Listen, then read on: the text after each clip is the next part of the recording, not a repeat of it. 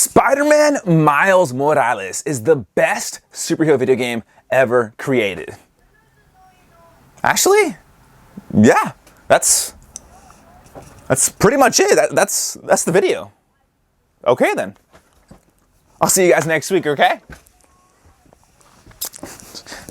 Yo, who we playing, yo? Let's talk about it real quick.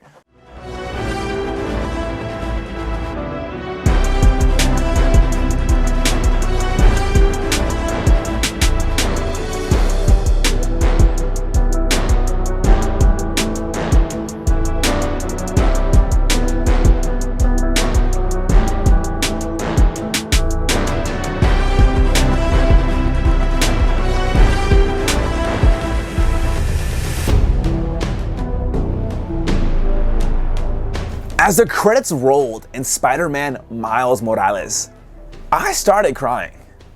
Now that probably sounds like an exaggeration, but in all honesty, it's the truth. I wasn't expecting Miles to be such a journey.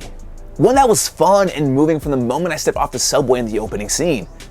Miles caught me so off guard because yes, this is a spin-off of 2018's Marvel Spider-Man, but it's so much fucking more than that.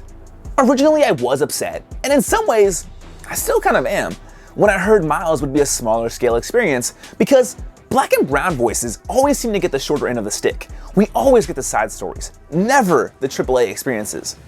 But Miles takes what made Spider-Man so great and elevates it, improves, and refines every aspect of the original and cranks everything up to 11.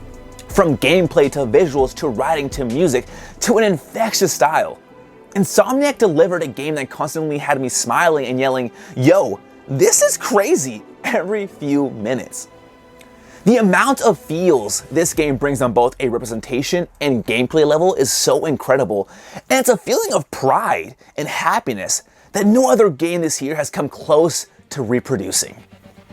Spider-Man Miles Morales is special in the same way that Spider-Man Into the Spider-Verse was special. Here is a game starring a Black Latinx character that is not only good, but is the best superhero game I've ever played, where every moment is something out of the comic books we all know and love. Taking place a year after the events of 2018's Marvel Spider-Man, we take control of Miles during his first year of learning to be, well, a Spider-Man. Miles and his mom have moved to Harlem to start a new life since the death of his dad. We get to see Miles get acclimated in this new neighborhood as he tries to establish himself both as the new kid on the block and as a new Spider-Man. Miles is an incredibly special game because it's true to Black and Latinx culture.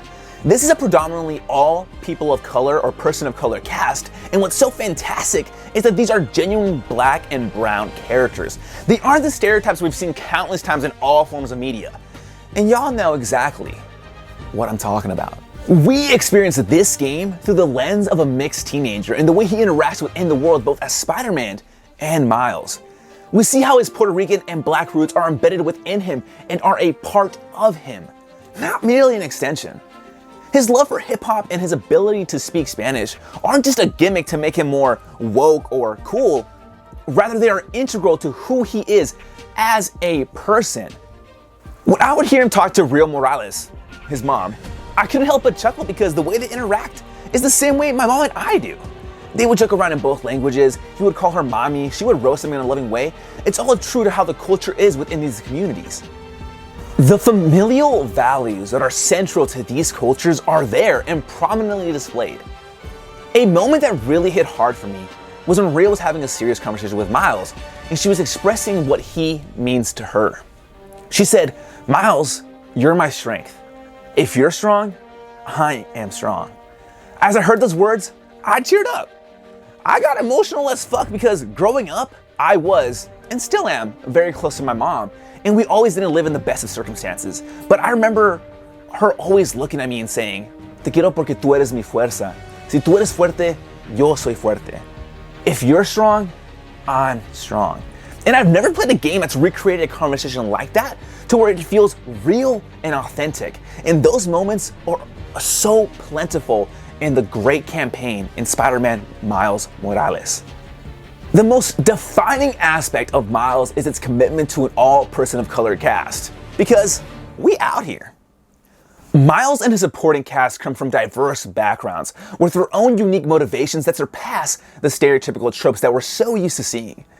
There isn't much I can say without spoiling some of the best moments, but what I can say is that a lot of them are true to who they are as characters. And multiple times, I could understand and sympathize where they were coming from. Miles' writing is the highlight of this game. While there are some similarities to Into the Spider-Verse, this is an original tale that takes inspiration from many different Spider-Man stories. The reason why I love the story, and more importantly, the writing, is because it actually makes me care about every pivotal character. Like I said earlier, they all have motivations that actually make sense for who they are as people. And I never thought I would care about a D-level villain like the Tinkerer, but Insomniac made it happen. They made the Tinkerer a smart, charming, caring, and conflicted character in a way I never thought the Tinkerer could be.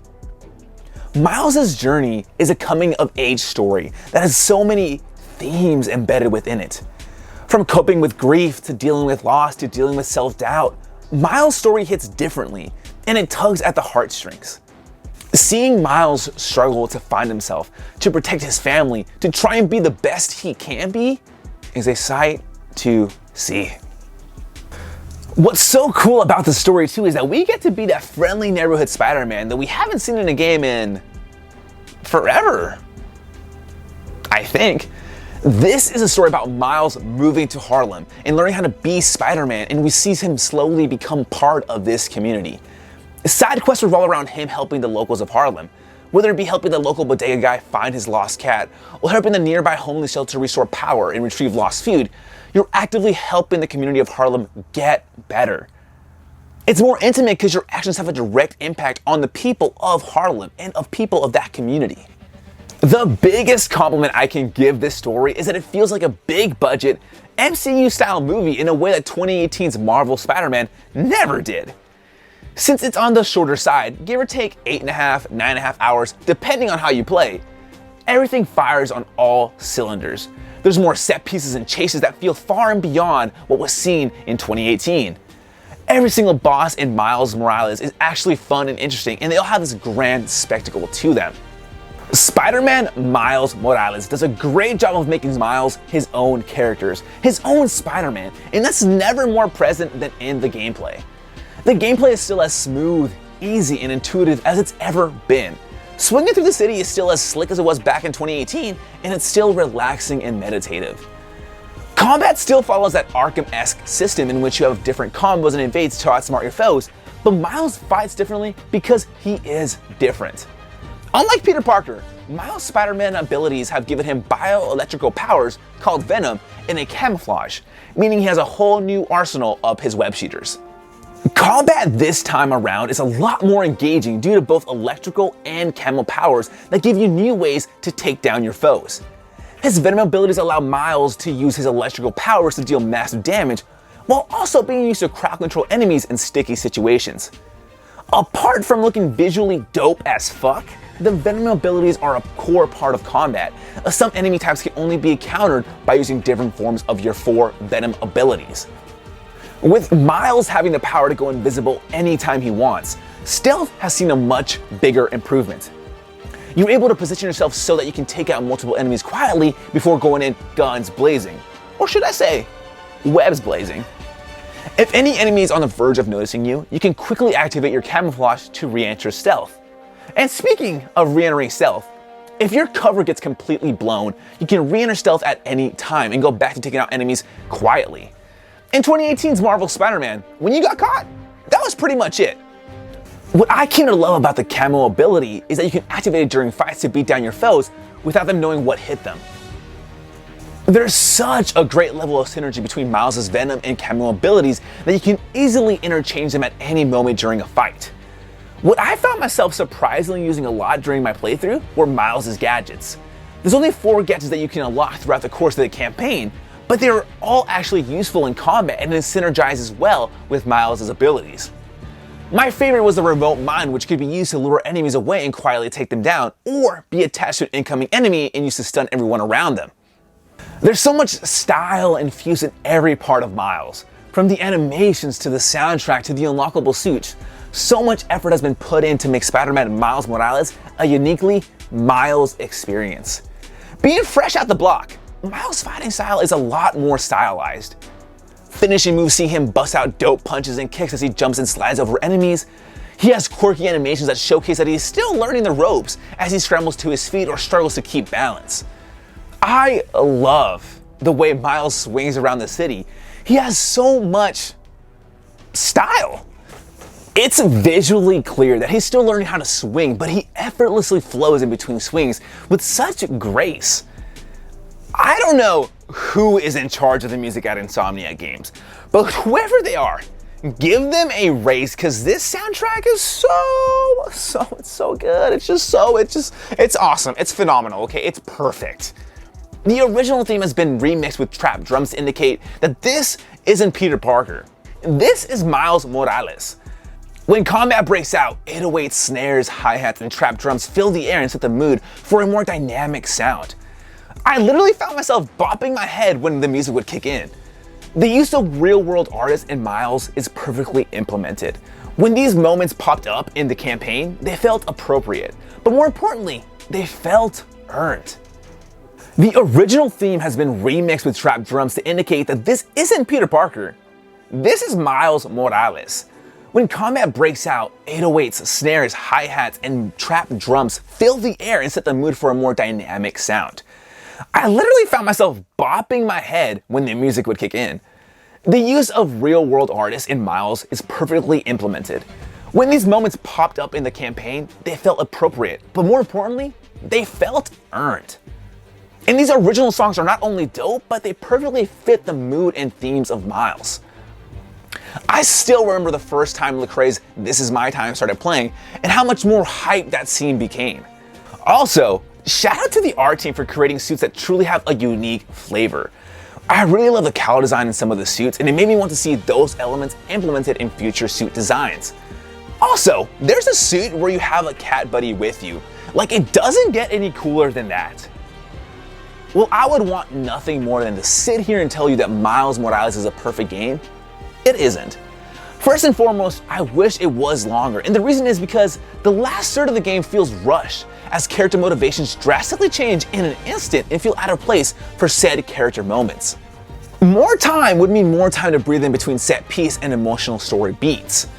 Now, while the game runs generally well on PS4, there were some moments where the action got a little too crazy and it would cause my frames to drastically drop.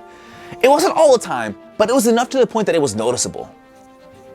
There are a few bugs that I encountered during my playthrough, like Miles' entire body disappearing or bosses breaking mid-fight, which means I would have to restart the entire encounter over.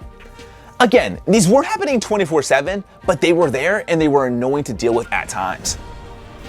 Miles is such an important game, not only for superhero fans, but for people of color. It's very rare we get a game of this scale starring someone who's black, who's Latinx, portrayed in a very real way. People might think I'm crazy for saying this, but this is the best superhero game I've ever played. The writing is so superb and so incredible that it made these characters and their motivations resonate in an impactful way. Combat is kinetic and visceral, and it effortlessly weaves together Miles' special abilities to create a unique Spider-Man. Traversal is as smooth as ever, only with a lot more style this time around. This is such a fucking great game for only $50. Miles isn't a masterpiece, but it gets pretty fucking close.